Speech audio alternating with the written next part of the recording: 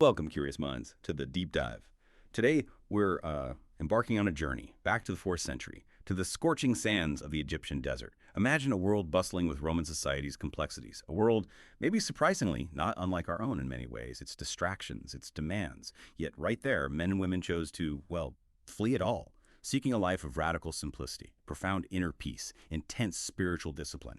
Our mission today, to uncover this radical pursuit of humility, silence, and intense self-examination practiced by these early spiritual ascetics. We often call them the desert fathers and mothers. We'll be exploring their profound insights, wise, pithy, sometimes startling teachings that offer a potent, timeless antidote to our own noisy, distracted world. It's a deep dive into what we're calling divine folly, this idea that what seems completely counterintuitive to worldly success can actually lead to the most profound inner liberation. Indeed.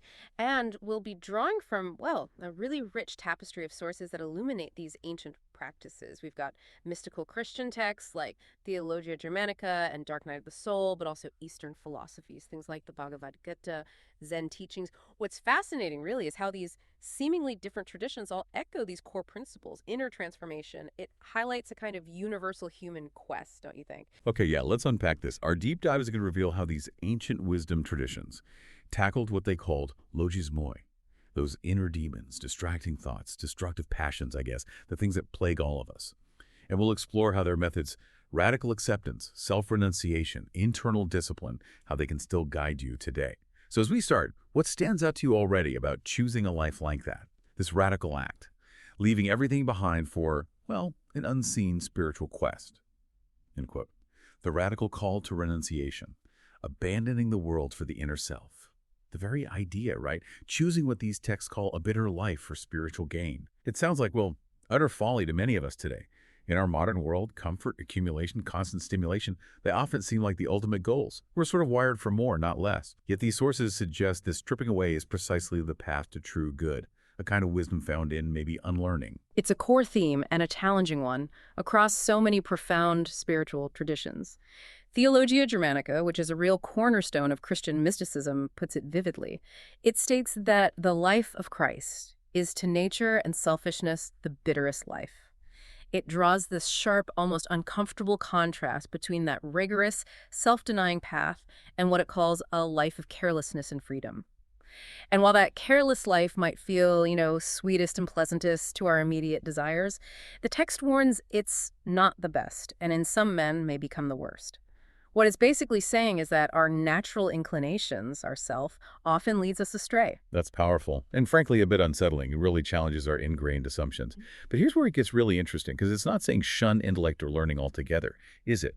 It seems more about recognizing the inherent limits of purely rational or academic pursuits when it comes to, well, profound personal spiritual truth, cultivating a different kind of seeing. Exactly. Theologia Germanica goes on to say that true light and perfect knowledge isn't attained by much questioning, or by hearsay, or by reading and study, nor yet by high skill and great learning.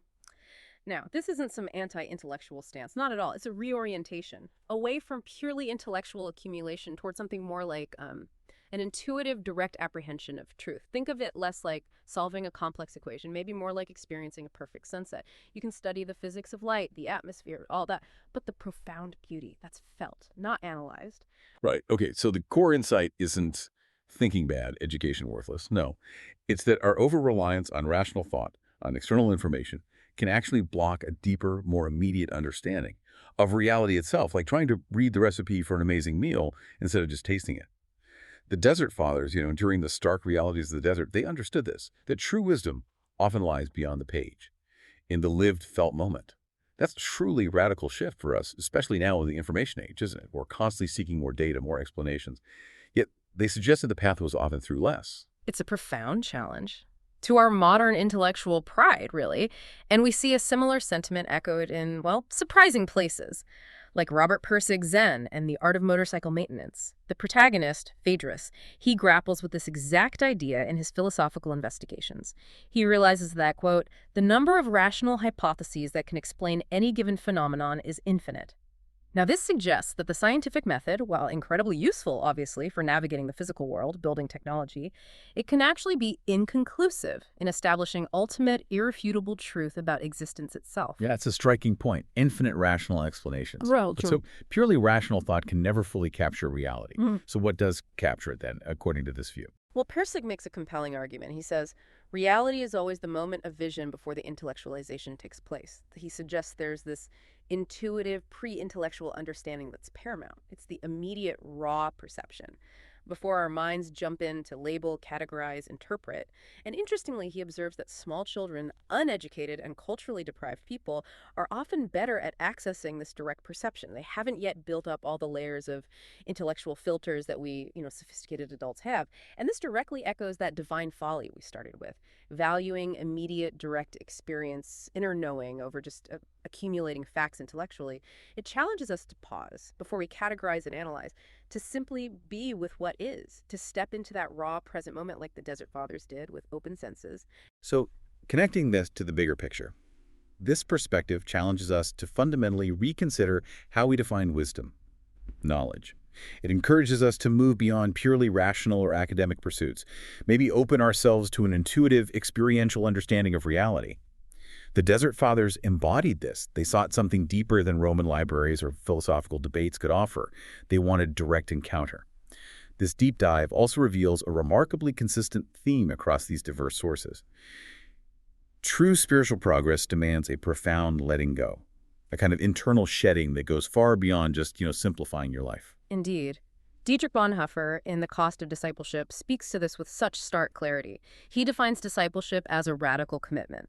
He describes the cross laid on every Christian not as like a physical burden, but as the call to abandon the attachments of this world. This isn't just about giving up stuff, possessions. It's that dying of the old man, which is the result of his encounter with Christ. And he states it unequivocally. When Christ calls a man, he bids him come and die. Come and die. Wow, that's incredibly dramatic. Intense? It sounds like total annihilation of the self. What exactly is this old man that needs to die? And, what does that even mean practically for someone listening today? Certainly intense language, yeah. But it refers to the death of the ego-driven self. The self that's defined by its desires, its attachments, its status, its comfort. Bonhoeffer argues that every command of Jesus is a call to die with all our affections and lusts. This is a radical reorientation of your entire being, a complete surrender of what we might call self-will, self-reliance, self-centered desires. It's not about physical self-destruction, obviously. It's about the dissolution of the ego's grip on our identity, our actions. For us today, it might mean dying to our incessant need for validation on social media, or attachment to a particular career path, or even our deeply held opinions that just cause division. It's about letting go of what we think we are, to discover who we truly are. That's a powerful distinction.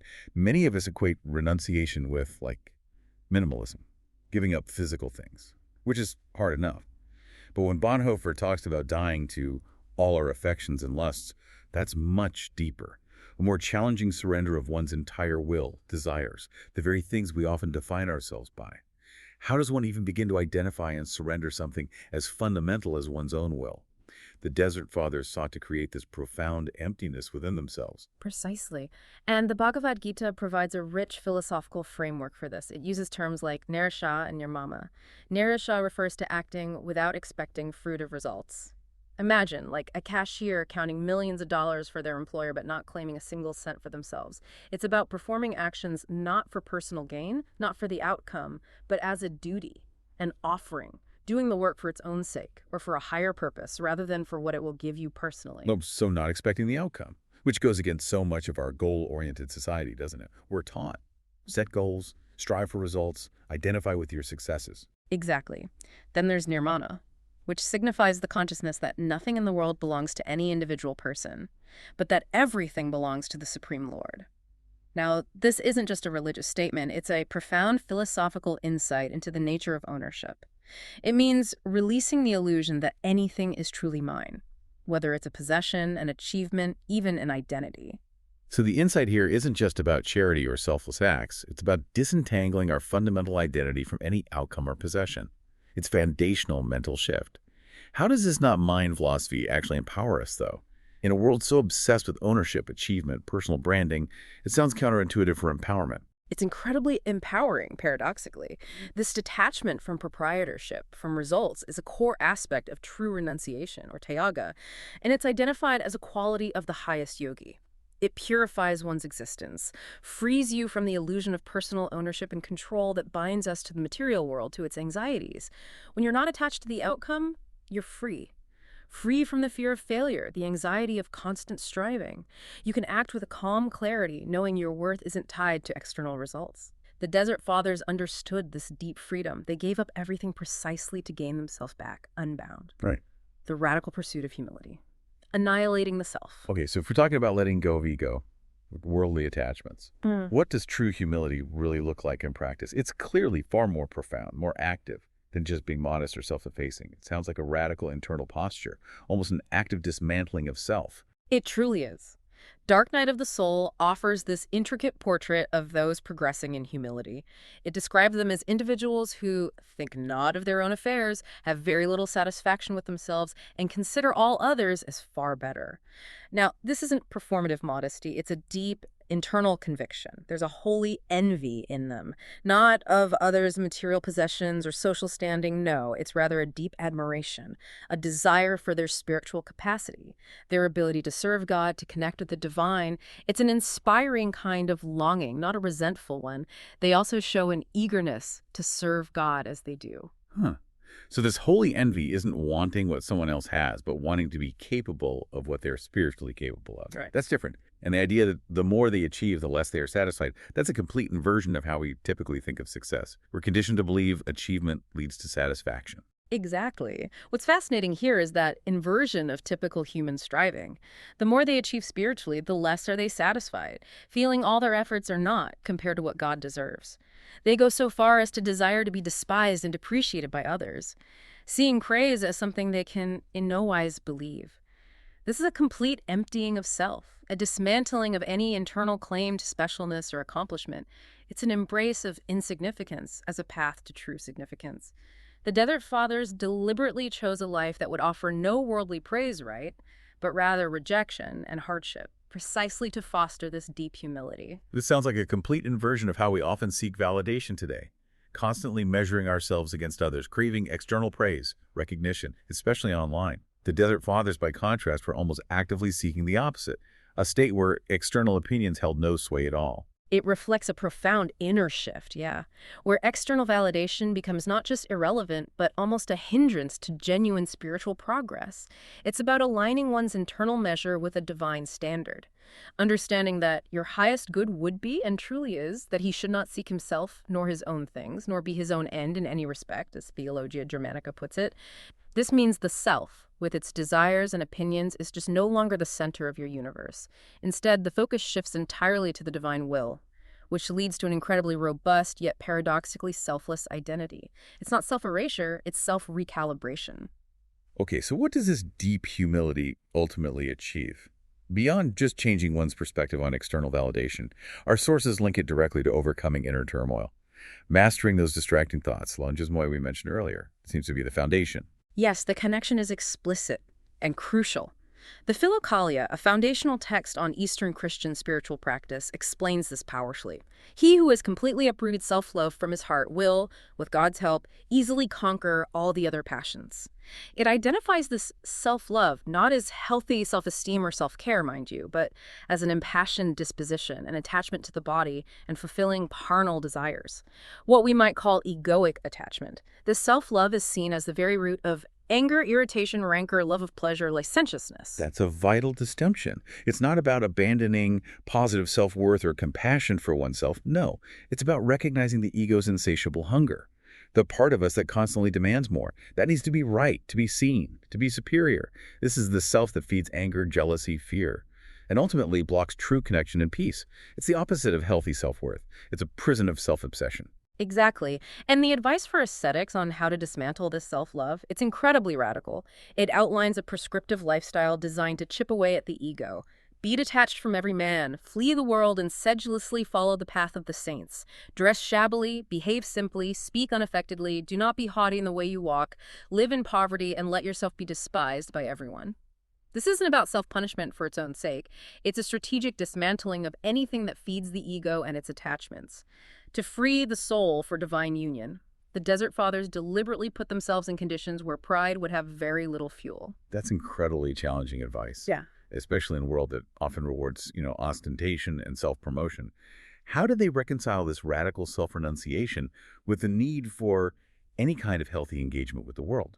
Or did they? Well, it's about reorienting one's primary allegiance from the self to the divine, or to the greater good. And to connect this to a broader societal context, Conversations with God highlights the dangers of a world motivated by greed, where profit margin, not human dignity, is the first consideration. It labels those who justify exploitation, arguing that relative to the standards in their society, those peasants are doing wonderfully. It labels them hypocrites of the first order. This worldly greed, the societal structures it creates, stand in stark contrast to the self-renunciation and freedom from greed advocated by these ancient spiritual paths. So the internal transformation sought by the Desert Fathers conquering this ego-driven self-love has profound implications, not just for individual peace, but for how we structure our external world, how we treat each other. It's not just personal, it's systemic. Absolutely. The ancient text suggests that true societal well-being, like individual spiritual well-being, is impossible as long as self-centeredness and ego-driven desires masked as self-love or ambition are the primary motivators. They understood that the outward manifestations of injustice, of suffering, often have their roots in unchecked internal passions. By conquering self-love, one becomes ideally a conduit for universal love and compassion. 3. The practice of silence and stillness, cultivating inner attention. In our world today, incredibly noisy, constantly connected, hyper-stimulating, the call to silence and stillness seems almost revolutionary. We're bombarded with notifications, endless news cycles, the pressure to always be on. How did these ancient practices, like those of the Desert Fathers, achieve such profound inner quietude amidst all the external clamor? Well, it began with a profound understanding that external noise is often just a reflection of internal noise, and true silence has to originate within. The Way of a Pilgrim, a classic of Russian Orthodox spirituality, explains this vividly. It emphasizes the absolute necessity of guarding the mind against distracting thoughts, stating, "The more you guard your mind against thoughts, the stronger will be the desire with which you pray to Jesus."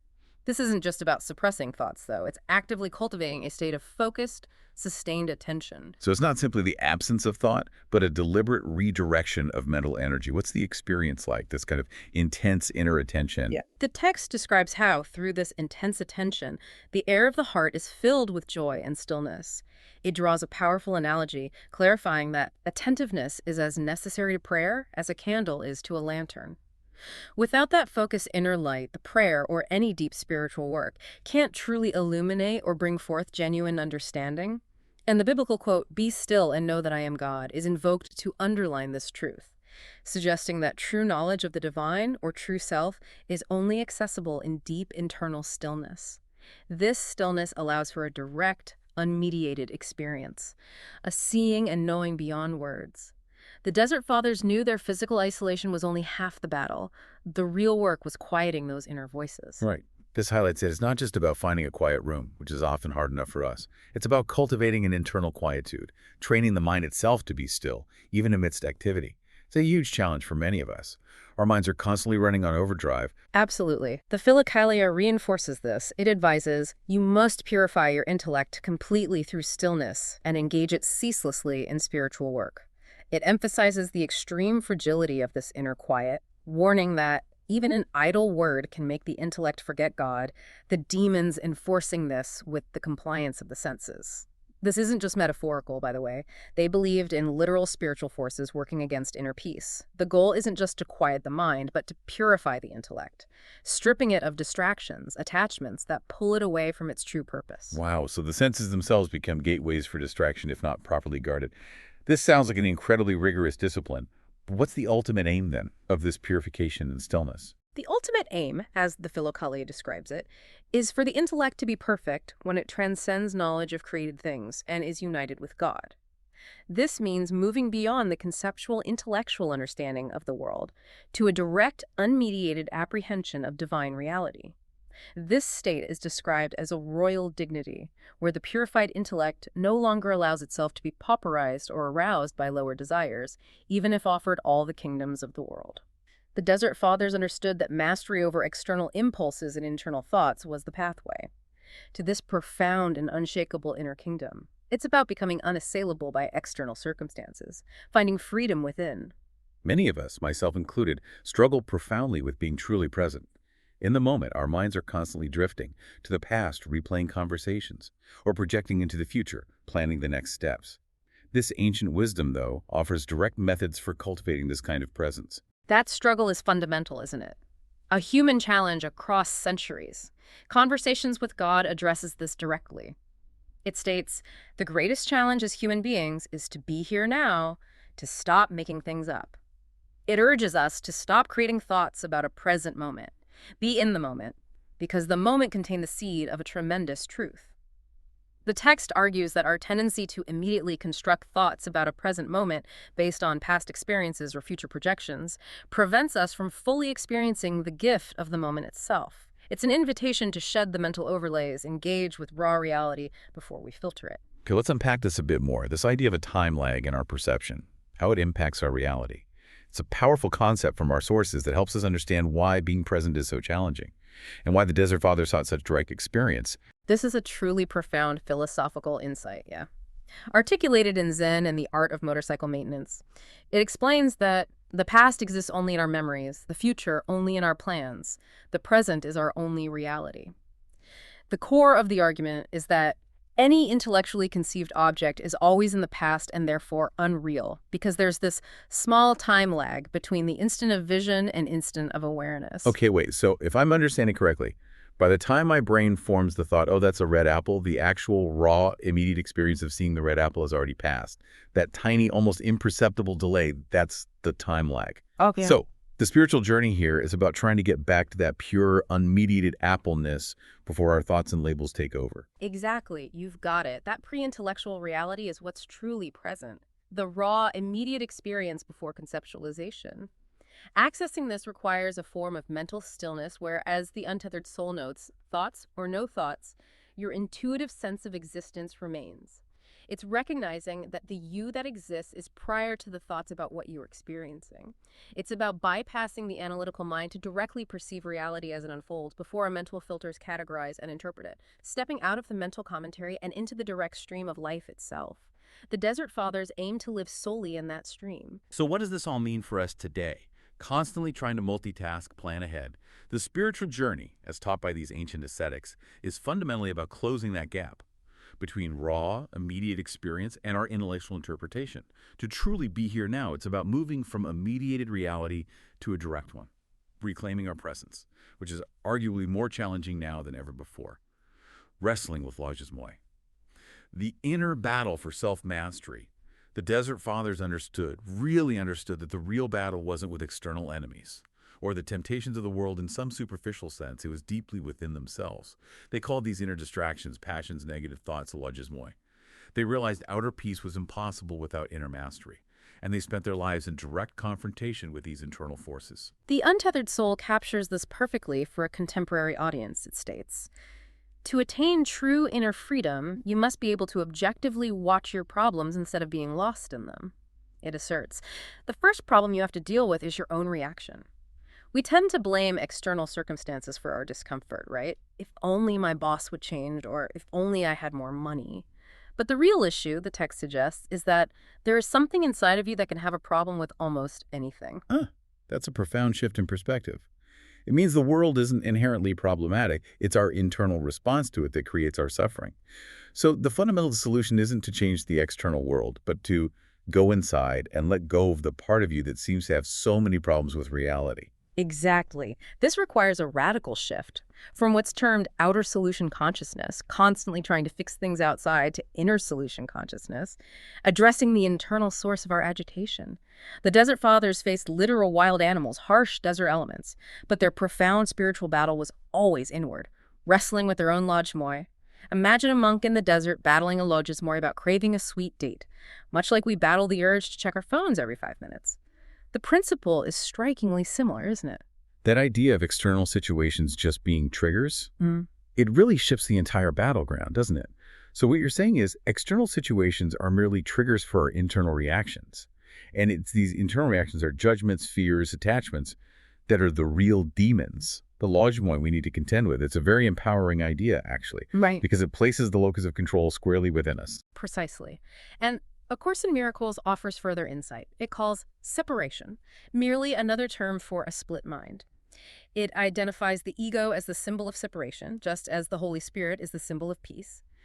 This separation, this split within our minds, manifests as our logizomoi, the internal conflict and turmoil. The text suggests that what you perceive in others, you are strengthening in yourself, implying that our negative judgments and perceptions of others are actually reflecting and reinforcing unhealed parts within us. Our external demons are often reflections of our internal ones. Ah. So the path to healing this internal split, this separation, isn't about changing others. It's about changing our perception. Exactly. The role of the Holy Spirit in this context is to let your mind reinterpret its own misperceptions, to heal this internal split, guiding us back to a state of peace and oneness by addressing the root of our misperceptions. The Desert Fathers in their solitude were constantly confronted with these inner projections, these logismoi, forcing them to reckon with the source of their own distress and seek that reinterpretation. So how do these logismoi, these inner fears and negativities, actually manifest in our experience? And how do we confront them without being completely overwhelmed or consumed by them? This sounds like a very delicate, difficult balance. Requires immense courage. It is, and it's deeply explored in wisdom traditions. Pema Chodron, in When Things Fall Apart, describes a fundamental groundlessness that exists underneath our ordinary lives, underneath all the talking we do, all the moving we do, all the thoughts in our minds. This groundlessness, rather than being empty, manifests as restlessness and edginess, and fundamentally fear. This is the raw material of many logismoi. Right. Fear. At the root of so many internal struggles, fear of not being enough, of losing control of the unknown. And this fear, in turn, motivates passion, aggression, ignorance, jealousy, and pride. The very logismoi that Desert Fathers wrestled with. How do we then deal with that fundamental groundlessness and the fear it brings? The solution offered is refraining, a conscious act of pausing rather than immediately acting or thinking. Instead of immediately reacting to fear with anger or avoidance, we pause. This pause helps us to settle into groundlessness and make friends with ourselves at the most profound level possible. It's about developing an intimacy with that raw, uncomfortable feeling of fear, of edginess, rather than pushing it away or getting lost in the stories it creates. It's a courageous act of not turning away from discomfort, but leaning into it with awareness. This sounds like actively engaging with, rather than suppressing, these uncomfortable feelings. It's a courageous act to just sit with that inner turmoil, to befriend the groundlessness instead of fighting it. Exactly. Suppressing them only makes them fester, grow stronger in the subconscious. Conversations with God advises to express, push out, get rid of your negative feelings, because negativity kept in harms the body and burdens the soul. But it clarifies that negativity is never a sign of ultimate truth, even if it seems like your truth at the moment. It may arise out of an unhealed part of you. That's a crucial distinction. Recognizing negative feelings as symptoms of an unhealed part of the self, rather than ultimate truths about who we are. They are signposts, not definitions. So it's about acknowledging the negativity without identifying with it as our core being. Right. And then what? How do we actually express or get rid of them in a healthy, constructive way? Well, radical acceptance offers a practical method for this engagement. Begin to offer a sincere message of forgiveness to whatever feelings, thoughts, or behaviors you are rejecting. You might mentally whisper, "I see how I've caused myself suffering and I forgive myself now." Or simply, forgiven. The text emphasizes that your intention to forgive is the seed of forgiveness, and this willingness will gradually relax and open your heart. This allows for a compassionate confrontation of inner demons, transforming the battle into a healing process rather than a perpetual struggle. It's a journey of self-compassion, even in the face of our own internal struggles. This internal wrestling, this confrontation with logismoi and raw fear, Yeah. it isn't always comfortable or gentle. In fact, our sources describe it as a profound dark night, an intense, often terrifying period of spiritual growth. It sounds like the crucible of divine folly. This is where the depth of these mystical traditions really comes to light, particularly in St. John of the Cross's Dark Night of the Soul. He provides this vivid, often harrowing description of the purgation of sense.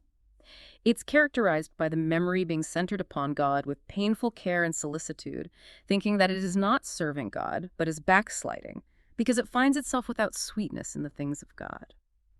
This purgative aridity isn't just a dry spell, it's an intense spiritual desert, where all your usual comforts, whether it's the joy of meditation, the peace from prayer, even simple feelings of connection, are seemingly withdrawn. Imagine your spiritual gas tank feeling completely empty. Not because you're doing something wrong, but because the engine is being rebuilt. That sounds incredibly intense, isolating, Yeah. utterly terrifying. All the usual spiritual consolations gone and you feel like you're failing. How does one even begin to endure such a profound, soul-wrenching process without succumbing to despair or feeling completely lost? It's an arduous journey precisely because God begins to communicate by pure spirit into which consecutive reflections enter not, but he communicates himself to it by an act of simple contemplation. Bypassing the senses and the intellect's usual modes of understanding, this process destroys and consumes its spiritual substance and absorbs it in deep and profound darkness, making the soul feel itself to be perishing and melting away in a cruel spiritual death. It's likened to Jonas in the belly of that beast of the sea. It's a complete dismantling of the old self, a stripping away of everything that is not truly divine, like a snake shedding its skin, but on a spiritual level. That sounds like a complete spiritual crisis, a loss of all familiar landmarks. How can this intense suffering possibly lead to anything positive? Where's the security in such an utterly insecure experience? It's arduous, yes, but the texts offer guidance for navigation. This dark night is paradoxically described as a secret ladder, and this ladder, we are told, is living faith. Through this living faith, the soul went forth in such complete hiding and concealment that it could not fail to be in great security. The security lies in the very act of surrender and trust, even when all feels dark and lost. Trusting that this painful process is ultimately a purification, not an abandonment. So it's a leap of faith into the unknown, trusting that this excruciating process has a purpose. What's Yeah. on the other side of this dark night? Well, this dark contemplation ultimately purges the understanding and the will, preparing them for divine light and illumination and a divine affection and most lofty delight. It's an alchemical process, really, where the dross of self-will and attachment is burned away, making space for something pure. The outcome is where love is like fire, which ever rises upward with the desire to be absorbed in the center of its sphere. It's through this crucible of suffering that the soul has freed itself and escaped subtly from its enemies, those inner demons and attachments emerging transformed and unburdened. The Desert Fathers, enduring extreme solitude and deprivation, were precisely seeking this furnace of transformation, knowing the superficial self had to burn away for the true self to emerge. The outcome: union, peace, and transformation. So after this rigorous internal journey, this divine folly of renunciation, humility, silence, this intense wrestling with moi, what is the ultimate promise? What's the destination of such a demanding path, that profound wisdom these ancient ascetics sought? The destination, as described across these traditions, is a profound, intimate union of spirit with him, as referenced in the perennial philosophy. Saint Teresa of Avila, in Interior Castle, describes this pinnacle as the spiritual marriage, where the soul, the spirit of the soul, is made one with God, who, being likewise a spirit, has been pleased to reveal the love that he has for us. This isn't just a fleeting moment of transcendence or a temporary feeling. So is this a permanent shift in one's very being? How might a layperson understand such a profound spiritual union? Is it like merging completely, losing oneself, or becoming something new? It's often described as a fundamental, intellectual, and spiritual merging with the divine essence. This secret union takes place in the deepest center of the soul, entering not through an imaginary but through an intellectual vision. It's beyond mere emotion or sensory experience. It's a direct, unmediated experience of being with God. It goes beyond understanding about God to a direct experience of being with God, where your individual spirit is profoundly intertwined with the divine. You don't lose yourself entirely, perhaps, but rather find your true self in this larger union, like a drop of water merging with the ocean, becoming one with it while still retaining its essence. It sounds like a complete assimilation, a transformation of one's very being, where the individual self isn't annihilated but absorbed into a greater reality, becoming a participant in the divine. Indeed. Dark Night of the Soul asserts that through this process, all that it is will become like to God, for which cause it will be called and will be God by participation. This is presented as the highest step of that secret ladder we discussed, where there is naught that is hidden from the soul by reason of its complete assimilation. It implies a state of pure knowledge, perfect love, where the individual consciousness fully participates in the divine nature, the barriers of perception, the logos, the ego they've been transcended, leading to a state of complete unity and transparency with the divine. This is the profound, ultimate reward for the radical path taken by the Desert Fathers and Mothers, to become like God through grace and purification. Beyond this ultimate divine union, what are the more maybe tangible day-to-day benefits? For someone who has undertaken this rigorous path of self-mastery, what does inner peace and clarity actually feel like in the ordinary moments of life? Well, the texts describe a profound shift in one's inner and outer disposition. Interior Castle describes such souls as having a marked detachment from everything and a desire to be always either alone or busy with something that is to some soul's advantage. Unquote. They experience no aridities or interior trials, but a remembrance of our Lord and a tender love for him. The constant struggle, the inner dryness, are replaced by a deep, abiding peace and gentle devotion. They aren't isolated, but their actions are now motivated by deep purpose and love for others. That sounds like a truly transformed existence. The intellectual challenges, the emotional aridity of the dark night, replaced by a kind of calm, purposeful love. Precisely. Their purified intellect, as the Philokalia states, no longer allows itself to be pauperized or aroused by lower desires, even if offered all the kingdoms of the world. This signifies an unshakable inner freedom, immune to the temptations and distractions that once held sway. The individual is no longer tossed about by desires or fears, but operates from a place of profound stability, clarity, guided by a higher purpose.